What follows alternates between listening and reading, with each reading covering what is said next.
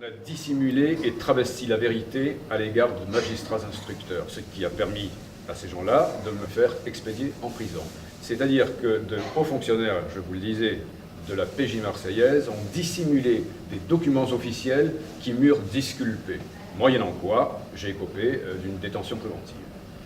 Que raconte l'ouvrage? Eh bien, il raconte au départ une fantastique arnaque de 155 millions d'euros, conçue depuis Marseille jusqu'à Bruxelles au Luxembourg par un gang, lequel gang sera protégé par la police marseillaise, de manière telle que les rôles vont s'inverser et me mettre en bouc émissaire de la situation, par le fait même que j'ai involontairement découvert la dite magouille. L'histoire est somme toute banale parce que ça se passe partout là où l'on trouve des institutions pourvues, en l'occurrence la Commission européenne.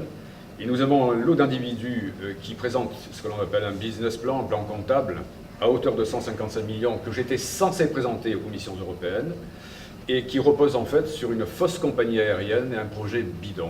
Lorsque je m'en aperçois, évidemment, je lâche le dossier, mais refuse de rendre le business plan, ce qui déclenche ensuite une sorte de panique parmi les gens qui ont monté le coup et qui font en sorte de m'envoyer à la GN.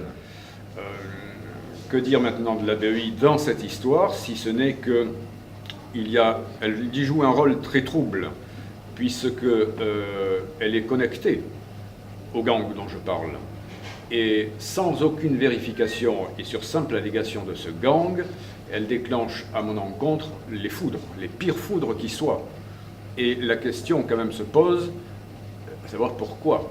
Pourquoi cette banque, avec tous les moyens dont elle dispose, ne vérifie pas le bien fondé des dites allégations. Qui je suis? Je suis quelqu'un qui travaille à Bruxelles depuis des années en qualité de lobbyiste, une activité parfaitement licite au niveau de Bruxelles et qui, en France, n'est pas pour autant reconnue, voire condamnée par certains.